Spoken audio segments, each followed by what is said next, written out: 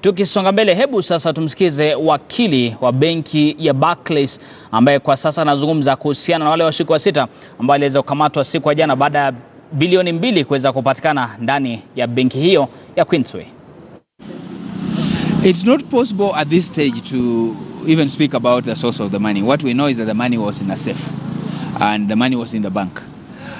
So maybe the details as to how the money was placed in the safe and how long it has been there are details that will be emerging. We haven't interacted with the clients long enough for them to give us those details, but we'll be looking forward to the evidence that the prosecution have in order for them to prove, number one, that this is fake money, number two, that they could be tracing the source. I'm sure they are looking for any other source or indeed any accomplices that there could have been, and in that respect perhaps to tie up their case. But we will wait and see as and when they bring up the statements, when they bring up the various information they have, because as you know, with the current constitutional dispensation, an accused person has every right to be given the information, the whole information, including the OB entry, who complained. For example, when you say this fake money, who is saying, who is alleging it's fake money, and what is their case? So those are issues that we'll be looking out for. Where are they being held? And who are the 3 that you're representing? I'm representing Eric, I'm representing Elizabeth and Irene, and I'm not alone. I have a number of other clients, including Shah as well, actually the 4th person. So we are a whole bunch of lawyers, and we are looking forward to seeing what the allegations are against them. They are being held right now here at the flying squad offices, but they will be taken to Kilimani and Kileleshwa. I think just a way of distribution. I don't know why the two, but either way, it's not so far from here, so that's okay. So the ones you're representing, just give us a brief. Are they Barclays Bank officials or not? No, these are not Barclays Bank officials. Barclays Bank officials are 2, and they seem to have a representation, which is separate from these other persons, because there are a total of 6 as of now.